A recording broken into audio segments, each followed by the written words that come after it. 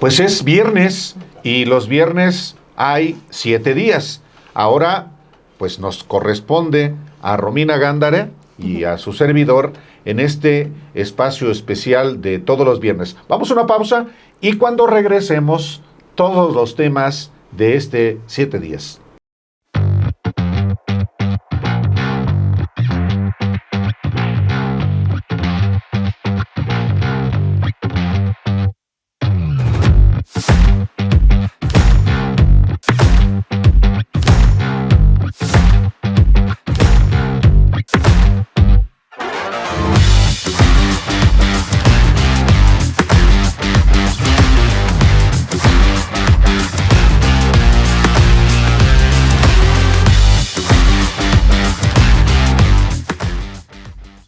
Bueno, tengo hoy el privilegio de acompañar a Romina Gándara en este espacio de 7 días. Romina, ¿cómo estás? Bienvenida. Pues muy bien, muchísimas gracias. El privilegio y el honor es mío de acompañar y estar aquí en esta emisión y pues platicando contigo. Un saludo a nuestro compañero Obed Rosas, que ya está de se le está vacacionando, ya se le acaban las vacaciones.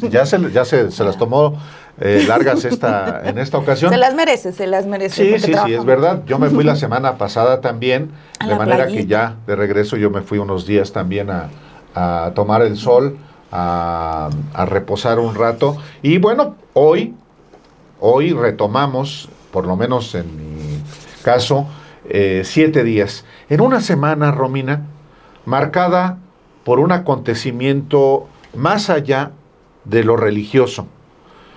Es un acontecimiento de orden mundial, el fallecimiento del jefe de la Iglesia Católica, del Papa Francisco, un personaje muy peculiar desde su origen mismo como Papa.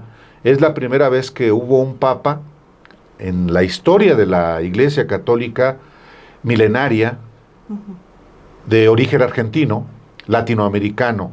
Y eso, por supuesto que sí es un acontecimiento importante. Punto número 2, el perfil mismo del propio Papa en una institución tan anclada en el medievo, con posiciones de él progresistas dentro de lo que puede ser progresista dentro de esta institución. Entonces, el Papa y su fallecimiento sí marcan esta semana. Claro, y sobre todo porque pasa del evento religioso, que muchos dirán, bueno, yo no soy católico, a mí qué tiene que ver. Sin embargo, bueno, pues hay que recordar que y la misma figura del Papa Francisco era una figura moral, fue una figura que tuvo y ejerció un papel de influencia y que marcó cambios, y en una institución tan arcaica, por así decirlo, arcaica, pues el más mínimo cambio, una coma, algún texto, un punto, es toda, tú lo habías comentado, incluso toda una revolución dentro de un contexto. Y también hay que tomar en cuenta que quien está a cargo del Vaticano tiene una gran influencia política, tiene una influencia en la geopolítica. Entonces, no es tanto por el tema religioso, porque religiones hay muchísimas, pero pues estamos hablando de un actor clave en términos de geopolítica y también en términos de que estamos viviendo cambios a nivel global en el que parece que, bueno, las ultraderechas van avanzando. Entonces, aquí es importante ver qué pasa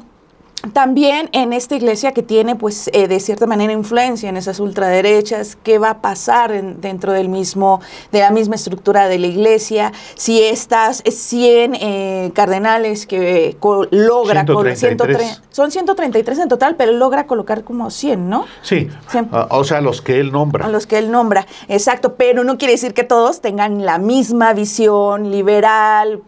De ellos mismos hay ultraconservador, bueno, hay más conservadores. Entonces es un evento muy interesante, y tan interesante es y que llama la atención que si uno entra a las plataformas, si ustedes ven las plataformas, subieron automáticamente todos esos documentales, todas esas películas que tienen que ver con el cónclave, ¿no? Sí, justamente la película El Cónclave. Ayer yo no la había visto. Yo no la he visto y la tengo ahí pendiente para el fin de semana. Anoche dije, tengo que verla, y me parece una película muy actual, muy actual. Si usted no la ha visto, hágalo. Obviamente es una película, pero es una aproximación a lo que ocurre después de que fallece un papa, lo que desencadena. Lo que ha desencadenado... La grilla política. Bueno, naturalmente. La Iglesia Católica es una institución eminentemente política. Y permanentemente hay lo que hay en la política, que son intrigas, juego de poder, intereses, visiones, sensibilidades, más allá de la fe, más allá de la religión misma, más allá de la concepción teológica del mundo. Hay juego de intereses y lucha por el poder. Esta muerte del Papa Francisco, naturalmente que ha desencadenado esto, y bueno, esta semana, el día de mañana, sábado, concluyen los funerales, se sepulta al Papa Francisco, y entonces en un lapso que va de 2 a 3 semanas, se convoca al cónclave, que es este proceso electivo de los cardenales que tiene la facultad de emitir su voto por el sucesor de Francisco. Todavía, después de que esta semana estuvo marcado por el fallecimiento del Papa Francisco, va a continuar un largo proceso de deliberación y de definición, porque tiene que ver cuál rumbo toma, qué rumbo toma la Iglesia Católica. La teología progresista que impuso Francisco, ¿va a continuar o va a haber una involución al conservadurismo del estilo de Juan Pablo II y de Ratzinger? Entonces es parte. Sí, esperemos que no vaya a tomar esta misma inercia que han tenido países en Latinoamérica que han hecho un viraje a la ultraderecha y como Argentina, la tierra de Francisco. Entonces sí que vuelva a retroceder, ¿no? Porque finalmente, aunque haya varios aspectos que muchos no podrán estar de acuerdo en las formas en las que de cierta manera se llegó a expresar precisamente el Papa Francisco, principalmente con las comunidades LGBT, que como que quería incluirlas, pero al creer incluirlas hacía señalamientos de mejor no te ayudes, como de todos modos segregándolos, pero de todos modos la idea de incluir a varios grupos es algo que ha molestado mucho a la Iglesia, a mujeres en posiciones importantes en la curia romana, en el Vaticano. Eso no tiene precedente. Que haya por lo menos 5 mujeres en los ámbitos del poder administrativo en el Vaticano, sí marca un cambio. El hecho de que haya recibido inclusive a personas trans. Sí marca por más que haya tenido ciertas expresiones misóginas, homofóbicas, porque sí las tuvo, se disculpó, y eso también es importante no habló de justicia social y de migración también. Bueno, fue alguien que estuvo apoyando esas causas. A ver, en un momento, Romina, en el que vemos en el mundo efectivamente que esta concepción libertaria, que a fin de cuentas es la derecha de siempre, y la derecha y la ultraderecha son exactamente lo mismo. En momentos en que hay efectivamente un fortalecimiento de la derecha en el mundo, a pesar de toda la degradación que ha generado el modelo neoliberal, que desde la Iglesia Católica se hable de justicia social. Y de un modelo de economía menos salvaje. Eso incomodó muchísimo. Exactamente. Y que se incorporen expresiones de igualitarismo, no digo de igualdad, porque también por eso le llamaban Papa comunista, porque él hablaba de las desigualdades, de la igualdad entre seres humanos. O cuando habla de tutti fratelli, todos hermanos, es una tendencia al igualitarismo. Pero entonces cualquier expresión que hable de justicia, de derechos, a la derecha siempre eso le provoca rabia, Por eso, dentro de la propia iglesia y fuera de la iglesia, lo aborrecían los derechistas. Entonces, por eso es importante hablar de la iglesia, más allá de si somos fieles a esa iglesia o no. Yo fui formado en el catolicismo, como muchos mexicanos. Hay quienes nos alejamos, yo mismo, de la iglesia precisamente por sus excesos, precisamente por su conservadurismo, precisamente por su falta de sensibilidad ante el entorno de desigualdad en México y en el mundo. Y es muy importante también una figura, porque también recordarás que abrió protocolos, porque también el tema del abuso de la pederastía en la iglesia ha sido clave en los últimos años, y fue también un papa que reformó, que habló principalmente, y que no, al menos en el discurso, decían no se va a tolerar. Y bueno, siguen pasando este tipo de señalamientos. Independientemente de, creo que también si alguien es, porque no se trata también de estar como de violentar o estar en contra de quienes pueden creer o se sienten cómodos yendo a misa. Yo incluso a veces hasta lo digo de broma en broma, pero es que en la misa se duerme muy rico. Pero hay personas que se sienten lejos de lo que implica. Ellos se sienten cómodos, material, no sé, pueden decir energético, me siento cómodo en una iglesia, hoy me siento y no sigo las reglas al pie de la letra.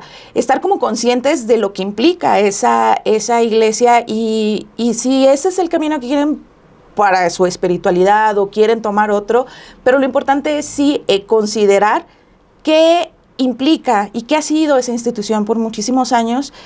Pero también estos esfuerzos de alguien consciente de decir, bueno, también se han alejado muchos feligreses, precisamente porque ¿cómo es posible que alguien que promueve o lo que promueve la religión de la igualdad, o sea, yo no recuerdo así que los mandamientos dijeran hombres y mujeres, ¿no? O ricos y ricas, o sea, alguien que promueve, hay que buscar mayores feligreses, mayor la comunidad, y la estamos, pues por así decirlo, regando. Es algo que de cierta manera sí hay que reconocerle a esos pequeños pasos que pueda dar una institución que finalmente, hay que ser realistas, México es muy católico, y sí, que las ultraderechas quieren utilizar a través de las iglesias llegar a la gente de a pie. Lo que permite también un acontecimiento triste, como es el fallecimiento de una persona, en este caso de un jerarca religioso, al que siguen 1.300 millones de personas en el planeta, es que genera que se hable, y yo creo que también hablar no es solamente del personaje, sino de la institución y de la fe misma. Así como es inadmisible la manipulación de la fe, también es inadmisible la intolerancia religiosa. Eso. Que cada persona crea en lo que quiera o que no crea en nada. Eso es lo que permite también la separación entre el Estado y las iglesias, el laicismo. Y eso que en México, en eso México es un país muy particular en el mundo, incluyendo en América Latina o en el hemisferio. Aquí hubo una reforma en el siglo XIX.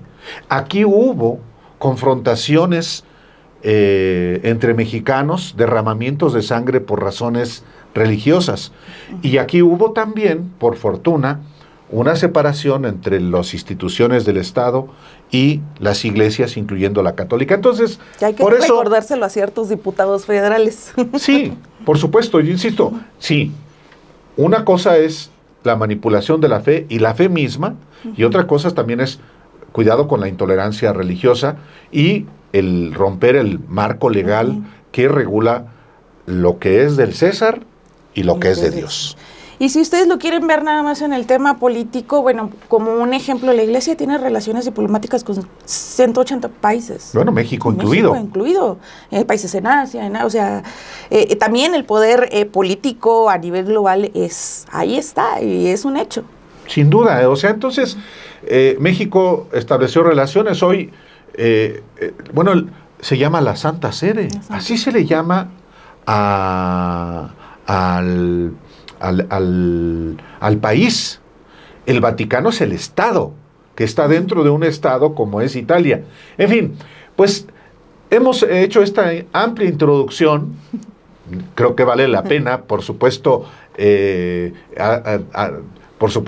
la opinión que usted tiene es perfectamente válida, nomás faltaba que no, pero es importante que se detone el análisis, la discusión, crea o usted o no en Jesús, en Jesucristo, pero bueno, es un acontecimiento y el equipo sin embargo, preparó para usted este material que le presentamos enseguida.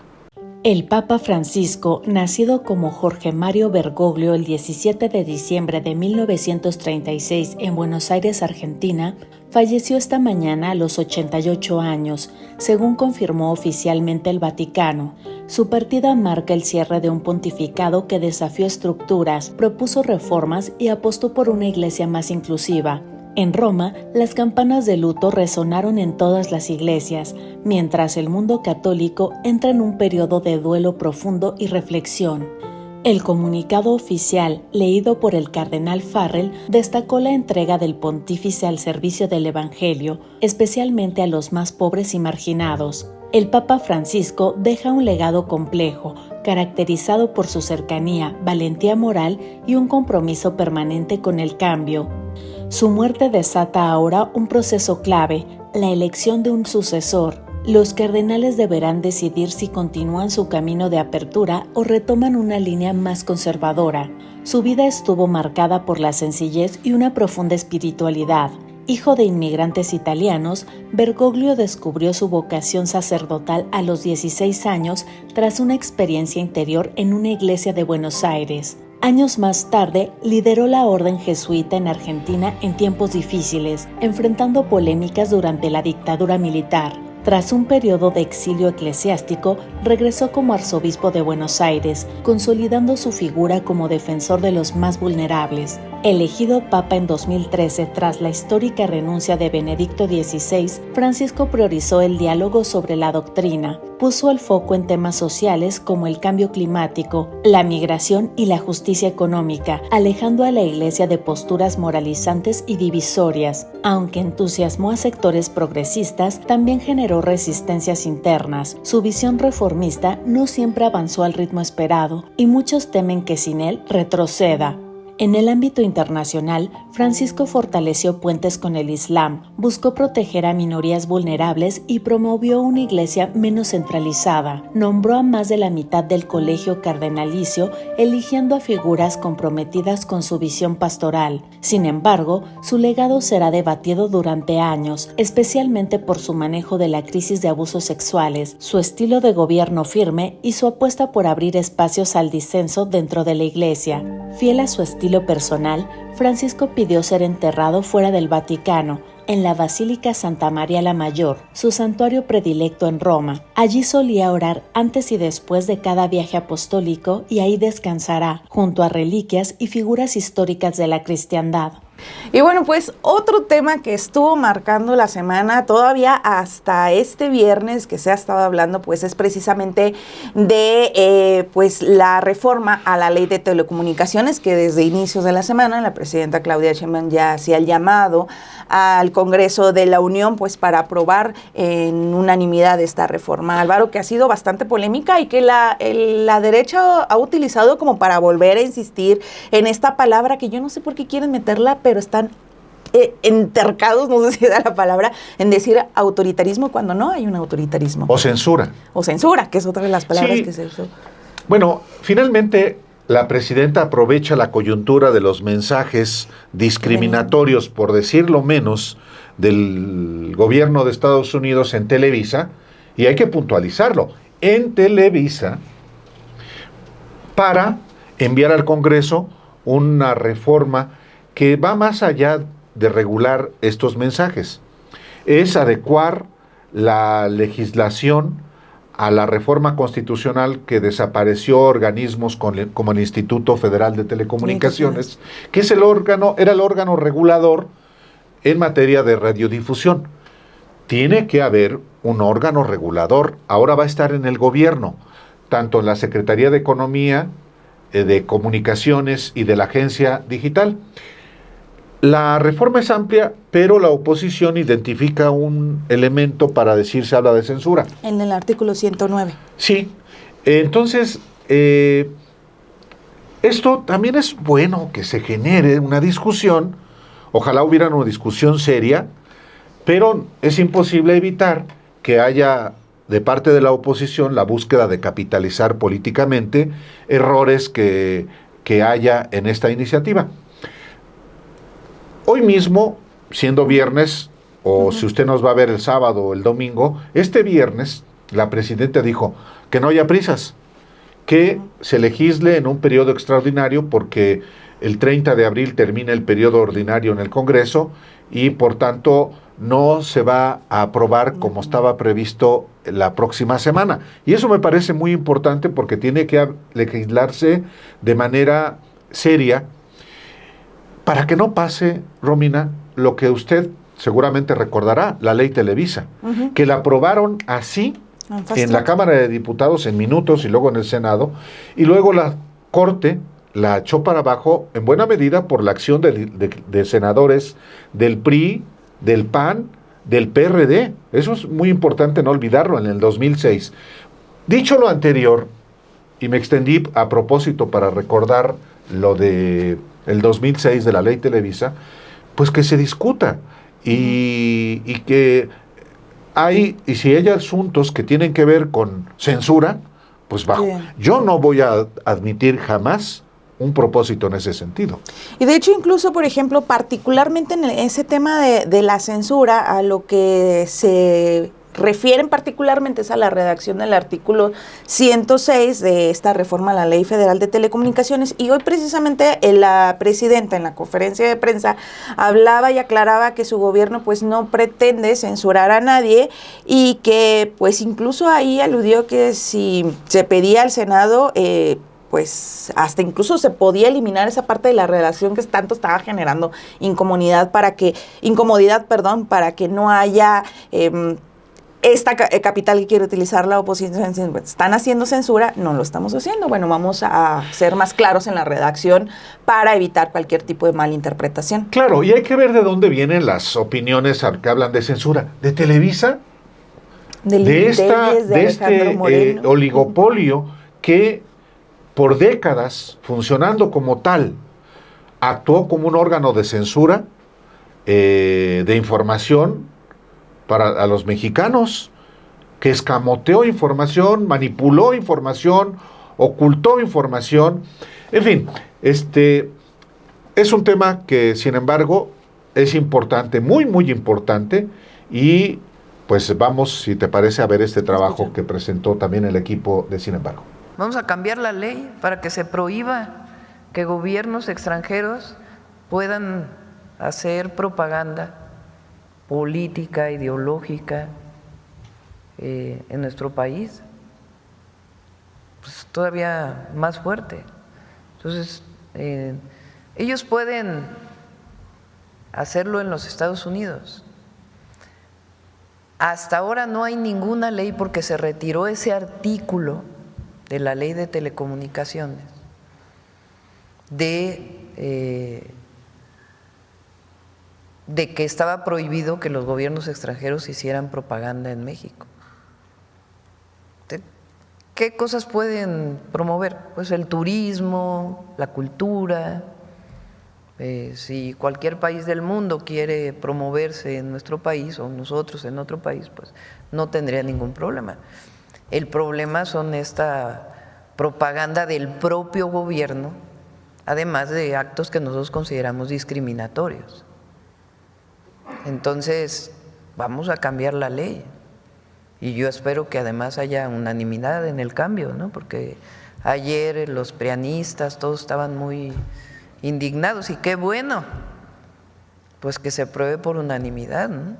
Que no deben los gobiernos extranjeros hacer propaganda en nuestro país, ni política, ni ideológica, ni nada que tenga que ver, pues menos con actos discriminatorios, ¿no? Entonces, ni en las redes sociales podrán pautar. Digo, se podrá ver mientras esté en su propia red, pero pautar, pues eso no es correcto, no está bien. Entonces, lo pueden hacer en su país, pero no en el nuestro. Okay.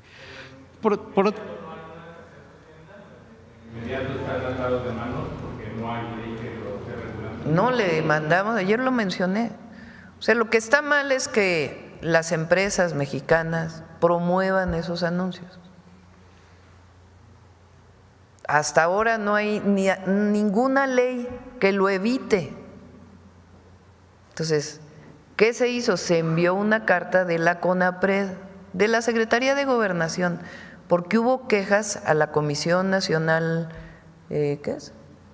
¿Cómo es la CONAPRED? Consejo Nacional para Prevenir la Discriminación.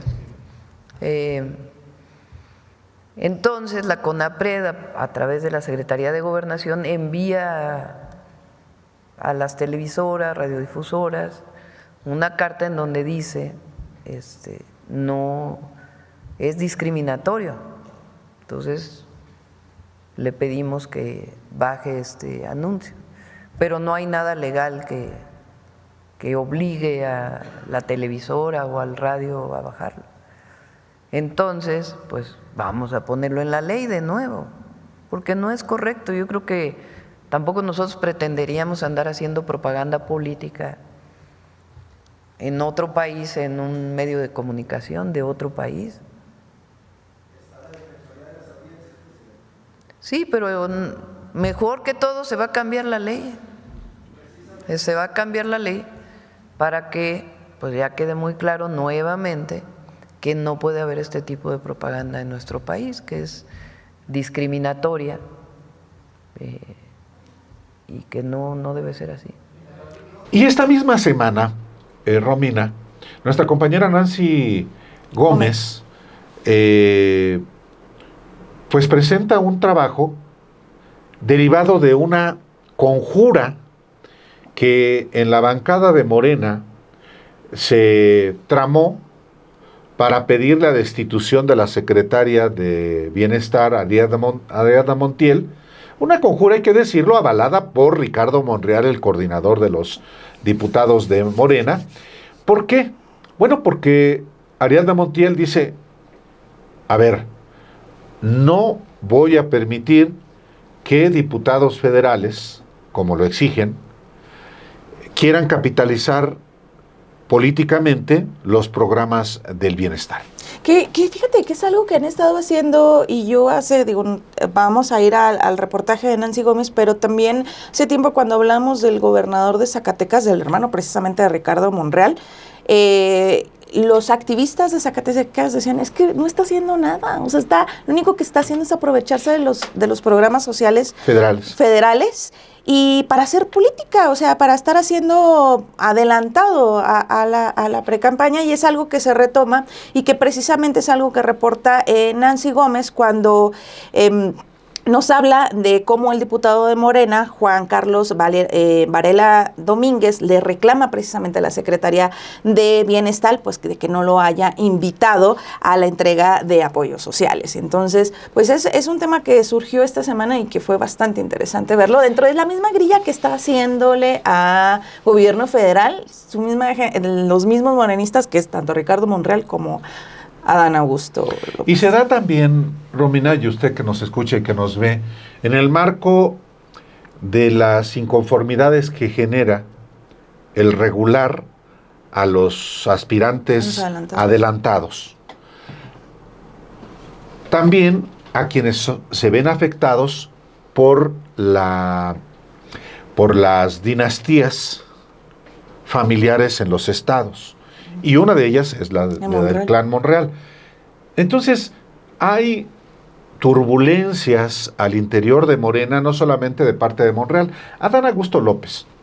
Entonces, bueno, este tipo de expresiones se presentan como en la Cámara de Diputados, de acuerdo con el trabajo de nuestra compañera Nancy Gómez, que desde la Cámara de Diputados se filtran grabaciones de inconformes con la secretaria de Bienestar para exigir su destitución. Bueno, la presidenta sencillamente la respaldó. Veamos este trabajo. En un episodio que revela tensiones internas en Morena, varios diputados federales arremetieron contra la secretaria del Bienestar, Ariadna Montiel, acusándola de tener una actitud déspota. ¿El motivo real? Su negativa a permitir que los legisladores participen en la entrega de programas sociales del gobierno federal, una práctica que recuerda a los tiempos del PRI y el PAN, donde los apoyos se usaban como moneda de cambio político. El reclamo más evidente lo protagonizó el diputado Juan Carlos Varela, quien exigió ser invitado a los eventos de entrega de apoyos.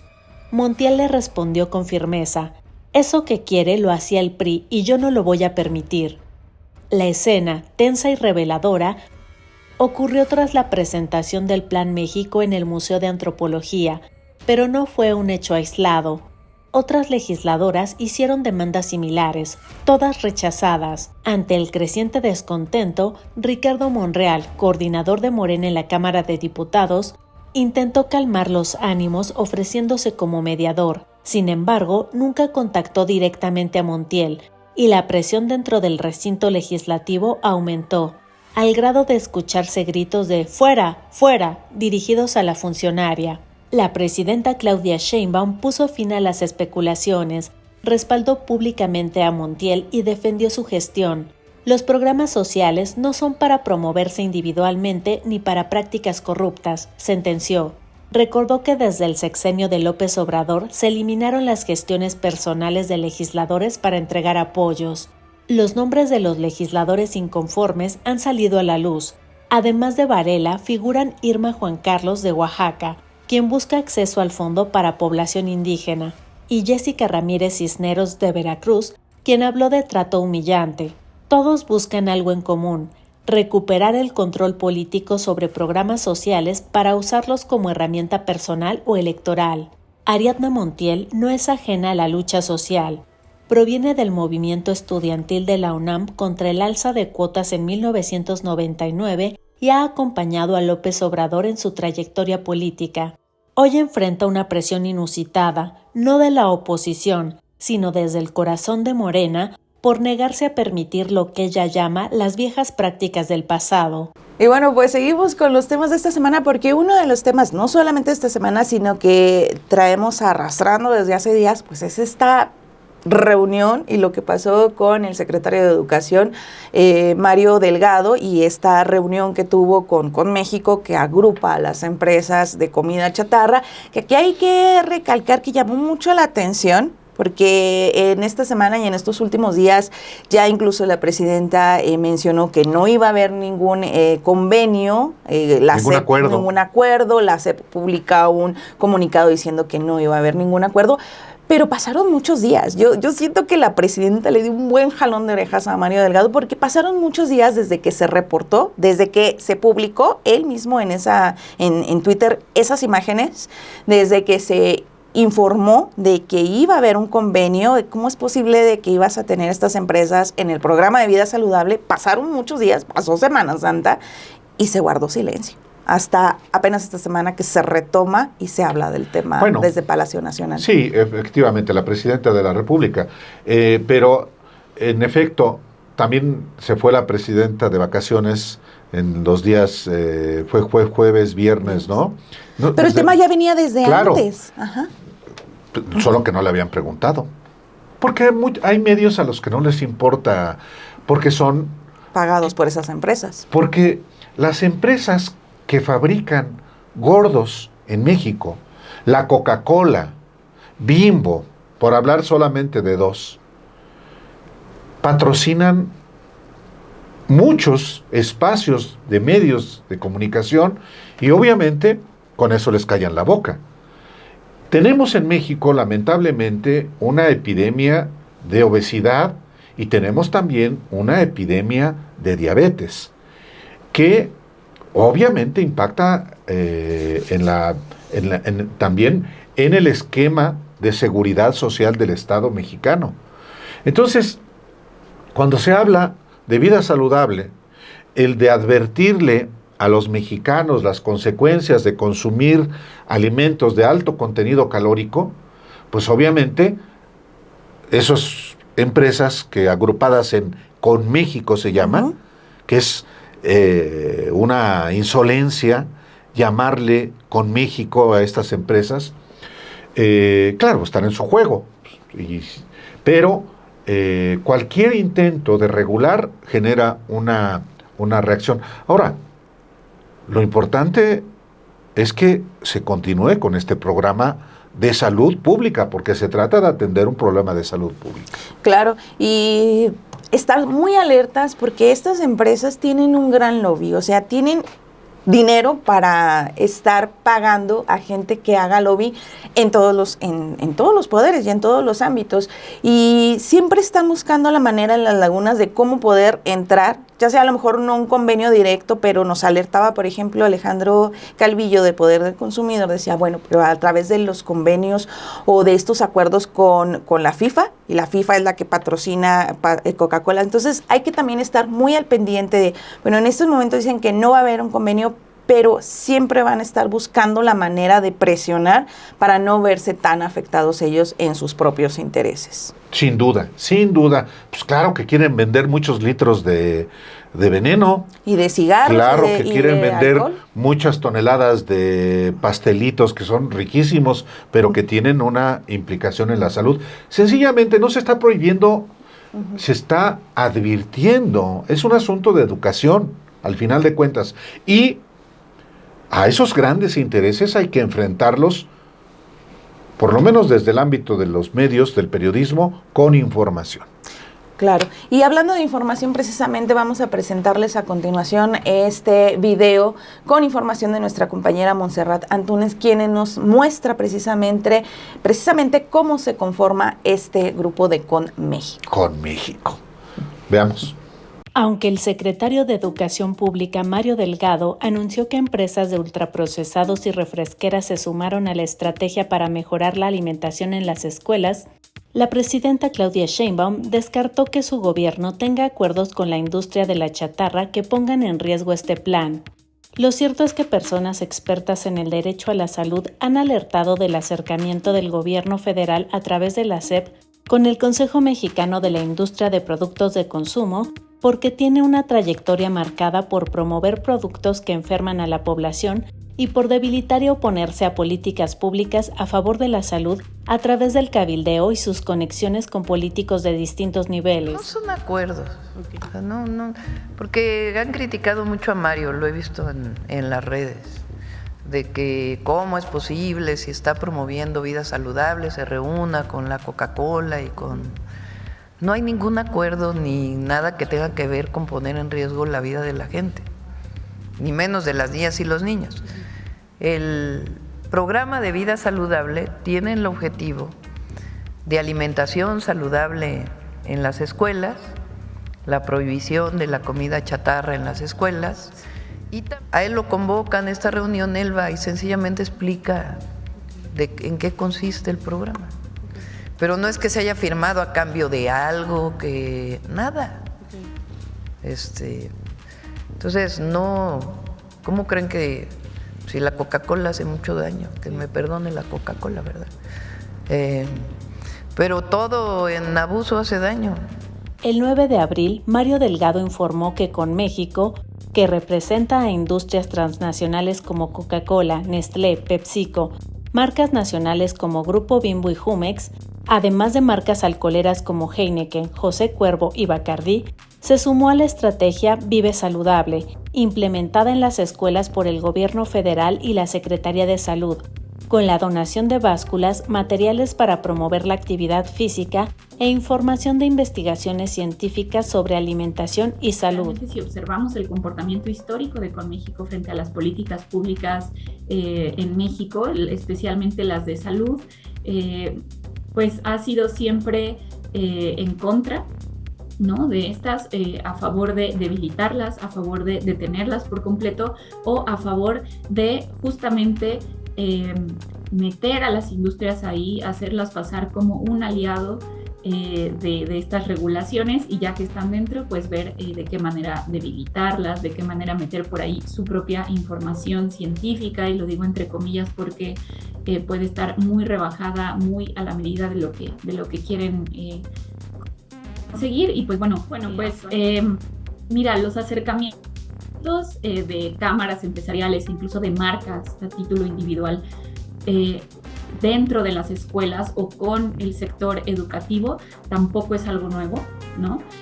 Cuando se dan cuenta que no pueden detener del todo una regulación, digamos, una forma de operar es decir, vamos a formar parte de la solución, vamos a sumarnos a esta estrategia y entramos a las escuelas, ¿no? Cosa que pues es bastante serio pensar qué tipo de información estarían acercando a las escuelas. En el pasado esto ya se ha visto en el sexenio de Fox, en el sexenio de Calderón, en el sexenio de Peña Nieto, ¿no?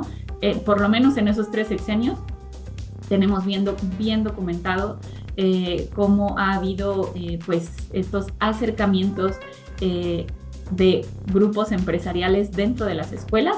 Justamente lo que se ha hecho es entregar materiales educativos que tienen mensajes pues que diluyen bastante la idea que se debería tener de la prevención. Estos mensajes abogan mucho por decir que sus productos pueden formar parte, bueno, en el pasado ha sido así, entonces podríamos esperar algo muy similar, ¿no? Que sus productos pueden formar parte de una dieta balanceada, que todo está en qué tanta actividad física realices, que tienes que tener buenos hábitos, es decir, como en quitar muchísima responsabilidad de sus productos. ¿Por qué? Pues durante el gobierno de Enrique Peña Nieto, CONMÉXICO se puso a regular la publicidad que se dirige a infancias y los impuestos a bebidas azucaradas. Durante el gobierno de López Obrador, cuando se discutía el etiquetado frontal de advertencia, intentó modificar la iniciativa para beneficiar a las empresas que representan. CONMÉXICO fue fundada en 1996, 2 años después de la entrada en vigor del Tratado de Libre Comercio de América del Norte, que permitió el ingreso de ultraprocesados, lo que cambió tanto la alimentación, la agricultura y la cocina mexicana. Jaime Zabludovsky Cooper, quien fue subjefe negociador para el Telecan entre 1990 y 1994, durante el gobierno de Carlos Salinas de Gortari, dirigió CONMÉXICO por al menos 16 años y fue identificado como uno de los encargados de cabildear en contra del etiquetado de alimentos en 2020. Estamos prácticamente a un mes de la elección judicial. Ya no falta mucho, Romina. A prácticamente un mes, será el 1 de junio. Y obviamente están en curso las campañas de los aspirantes a juzgadores en México. Ojalá que haya mucha participación. Es una elección inédita, es difícil, es compleja, pero tiene que haber participación porque es un derecho. Y los derechos, si no se ejercen, se diluyen o desaparecen. Pero hay que advertir quiénes son muchos de estos aspirantes. Y hay entre los aspirantes, como aquí lo hemos tratado de informar desde que se hizo la reforma, ¿quiénes son, Romina? Así es. Y en las últimas semanas se ha hablado mucho y hay varios colectivos y algunos incluso como intereses partidistas, porque también ahí hay un colectivo que está haciendo observaciones con respecto a algunos candidatos a juzgadores que tienen relaciones o que han sido abogados de narcos, como fue un tema que también se abordó esta semana y que lo habla el presidente del Senado, el senador, y la propia presidenta. Pero también hablando de estos otros perfiles, nuestra compañera Nancy Gómez hace una revisión de los perfiles de quienes están postulándose para integrar el Tribunal de Disciplina Judicial, y ahí encontró aspectos muy interesantes porque resulta que varios de los candidatos, pues resulta que son nada más y nada menos que cercanos a expresidentes de México, como el expresidente Enrique Peña Nieto. Pero si te parece, vamos a ver el video que nos habla precisamente de este tema. Tras la reforma judicial aprobada y luego de las próximas elecciones del 1 de junio, entrará en funciones el Tribunal de Disciplina Judicial, órgano que sustituirá al actual Consejo de la Judicatura Federal. La función principal de este tribunal es garantizar que jueces, magistrados y ministros actúen con ética, profesionalismo y respeto a la ley, además de investigar y sancionar faltas graves. ¿Quiénes son los candidatos y las candidatas a magistrados para conformar esta nueva institución?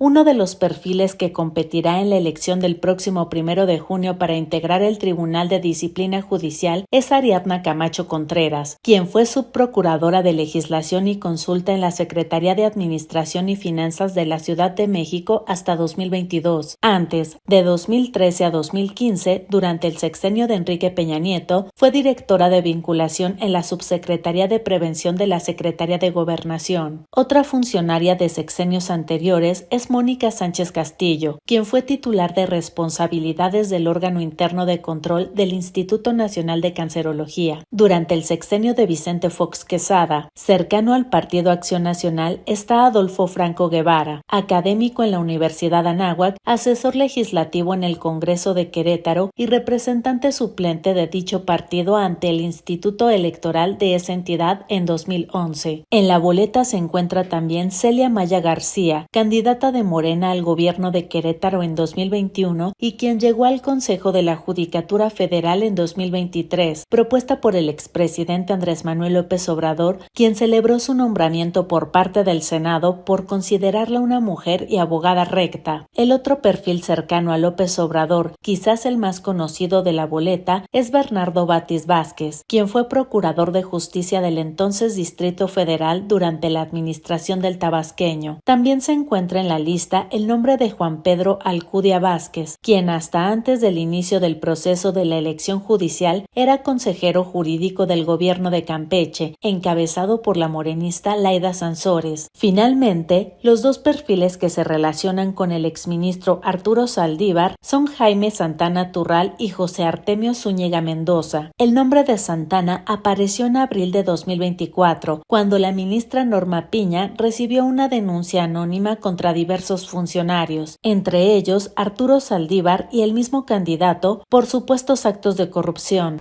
México y Estados Unidos, qué duda cabe, van a seguir siendo vecinos. No nos podemos ir a ninguna parte. Ni queremos irnos, ¿por qué deberíamos de irnos? Solamente por ser vecinos de Estados Unidos, vamos a seguirlo siendo. El caso es que la relación, que nunca ha sido fácil, está en el peor momento. Esto fue lo que platicamos, esto fue lo que dijo una diplomática de larga trayectoria, formadora de diplomáticos, Olga Pellicer, con quien Alejandro Páez y su servidor platicamos esta semana en Los Periodistas, y que ella, desde esa perspectiva de diplomática que tiene, pues sí advierte de otros peligros. Romina. Sí, es interesante ver esta entrevista y preguntarte, yo también ya una vez que hicieron esta entrevista y que la formularon, si realmente consideras que esté en un momento delicado, en el peor momento, porque sí considero que, sí es delicado, ¿no? Las relaciones diplomáticas y con este señor, con la dona de Zanahoria, teniéndola ahí de presidente, pues se hacen más complicadas. Yo creo que la palabra sería más complicadas las relaciones, porque de cierta forma considero que la presidenta Claudia Sheinbaum ha estado manejando muy bien la relación con Donald Trump. Creo que ha tenido, sí es complicada, pero yo no diría que está en el peor momento, porque ella ha sabido manejar ese monstruo en Estados Unidos. Es complicada la relación en términos, o delicada, creo que en los términos de lo que se vienen de las amenazas, de lo que, de la postura que tiene Donald Trump, pero en sí la forma diplomática creo que ha sido buena cómo lo ha estado manejando la presidenta. Sí, eso efectivamente la propia Olga Pellicer dice, sí, está muy bien el tema de la cabeza fría, de llevar una relación con el gobierno de Estados Unidos que menos afecte a nuestro país. Pero ella advierte efectivamente que el estado de las relaciones no tiene precedente, sobre todo también por lo que viene, la revisión del TEMEC, que ya en los hechos ha comenzado, y lo que puede implicar en términos de que se termine y que entonces se establezcan relaciones bilaterales Estados Unidos-Canadá, Estados Unidos-México, con lo que eso implica en términos de relación para nuestro propio país. Entonces es una voz lúcida, es una voz de una persona que sin estridencias pondera lo que está jugándose en este momento para nuestro país, en esta relación que es, por supuesto, que imposible de separarse por razones estrictamente geográficas. Entonces, le invitamos a ver parte de esta conversación con Olga Pellicer, una diplomática que fue directora del Instituto Matías Romero, que es el que forma a diplomáticos en México. Yo creo que este es uno de los momentos más difíciles, más turbulentos, más inciertos, sobre todo, que ha cruzado la relación México-Estados Unidos. Y le voy a decir por qué. Yo creo que hay dos grandes temas que están presentes con enorme fuerza en la relación. O podríamos decir tres. En primer lugar, tenemos el tema del movimiento migratorio. Como ustedes saben, Trump y todo su círculo ha convertido el tema migratorio en una amenaza muy importante para la seguridad nacional de los Estados Unidos. Y algo que está ocurriendo muy recientemente y que a mí me tiene bastante preocupada es la militarización que se está haciendo en la frontera México-Estados Unidos. El hecho que nosotros estemos viendo que se va a hacer una base militar en la frontera con México es altamente inquietante. Inquietante, en primer lugar, porque está agrandando la falsa imagen de que hay una migración que representa una amenaza a la seguridad nacional de los Estados Unidos, cuando eso de ninguna manera es aceptable, ni es cierto. Los migrantes, sobre todo los migrantes mexicanos, cumplen una función muy importante. Lo han repetido muchas voces y creo que tienen toda la razón. Desempeñan un papel importantísimo para la economía de los Estados Unidos. Gran parte de las actividades agrícolas, de las actividades en materia de construcción, de actividades en cuidados hospitalarios, en diversos sectores que son importantes para los Estados Unidos, los trabajadores mexicanos son una aportación muy significativa, muy positiva. Entonces, el hecho de que ahora estemos viendo que se tiene que poner a fuerzas militares en la frontera, porque ven como un peligro que puedan entrar migrantes mexicanos, me parece ya en sí un mensaje muy negativo, un mensaje que habrá que combatir de alguna manera, porque de alguna manera tenemos que llegar a otra visión de lo que representa la migración para Estados Unidos. El venir a decir y tratar de convencer de que es necesario militarizar la frontera porque desde ahí viene un gran peligro, eso es un gran error y eso hay que combatirlo. Y bueno, pues mientras el presidente Donald Trump está intentando poner mano dura en esta guerra comercial ya con China, con Xi Jinping, pues se enfrenta a este adversario que ha armado a China para una larga y potencial dolorosa batalla en su contienda con Estados Unidos. Esto es parte de lo que señala esta semana precisamente un reportaje de The Wall Street Journal. Bueno, es que los chinos sí se prepararon para una guerra que vislumbraron desde hace tiempo. Vislumbraron lo que venía con Trump desde su primer periodo y se prepararon precisamente para esta guerra que está en curso y que implica, por ejemplo, generar una tecnología para la fabricación de sus productos con los recursos que solamente ellos tienen. Y en ese sentido, el gobierno de Estados Unidos, Trump, o Estados Unidos como país, lleva las de perder, porque hay mucha productos, las tierras raras, que son una expresión relativamente nueva en el mundo. ¿Qué son las tierras raras? Bueno, tienen componentes minerales, metales, para producir, para fabricar, por ejemplo, automóviles eléctricos. China las tiene casi en su totalidad. Entonces, este reportaje que publica The Wall Street Journal y otro reportaje que publica también The New York Times, justamente muestran cómo China se preparó para esta guerra, casi como lo hizo Mao Zedong para toda la guerra que mantuvo con Corea y para la fabricación de una potencia como es China. Y con esta preparación, cómo, también este reportaje nos muestra cómo, frente a esta preparación y al ver esa preparación, cómo el mismo tono de Donald Trump se ha vuelto en los últimos días más conciliador en el tema con China. Porque sabe... Porque se derrumbó ya su popularidad o su respaldo popular. Bueno,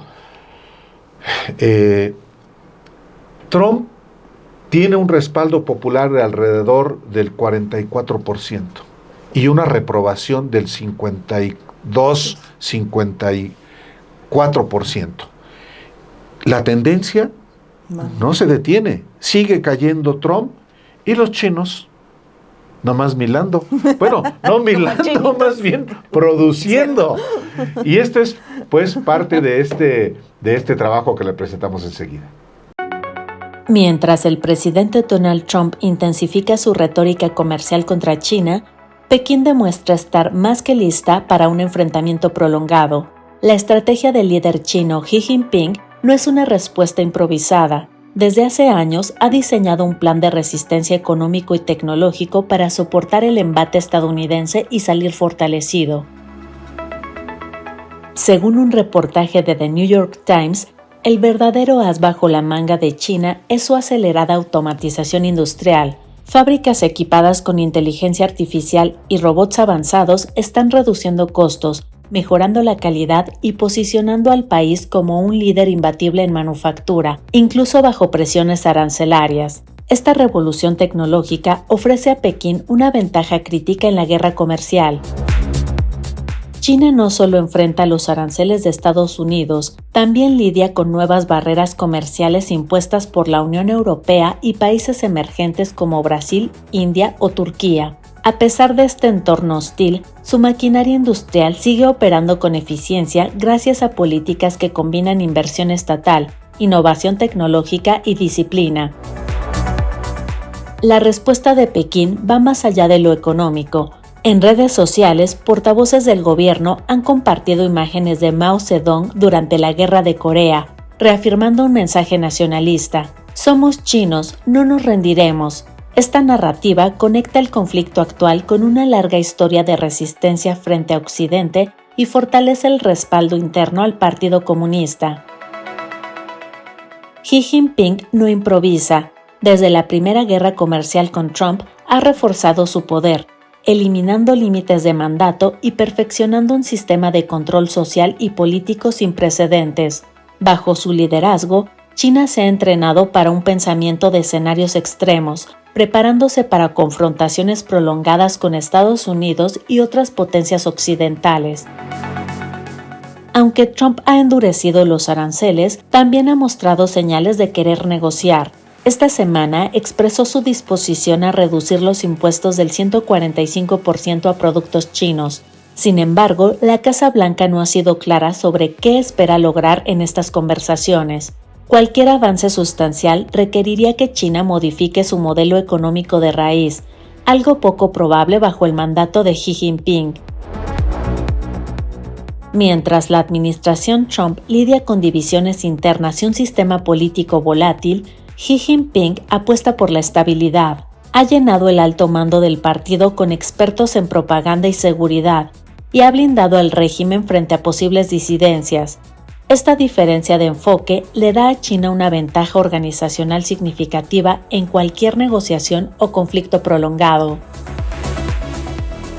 De acuerdo con el New York Times, China ya supera a países como Estados Unidos, Alemania o Japón en automatización industrial. Desde grandes fábricas de autos eléctricos hasta pequeños talleres clandestinos, los robots están transformando la producción en masa. Sin sindicatos independientes ni oposición política, el régimen ha eliminado los obstáculos que normalmente frenan la automatización en otras naciones. Y bueno, pues ahí tienen este trabajo y llegamos ya al final de esta emisión, Álvaro. De Milando. 7 días. Pues sí, digo, se nos fue rapidísimo ahora con la compañía de Romina Gándara.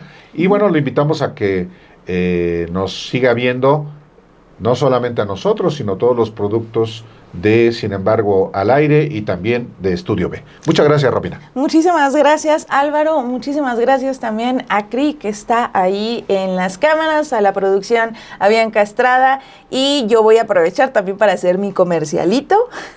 También les invitamos a ver Usted, Yo y otros como yo los jueves a las 11 de la mañana. Véanla. Muchas gracias.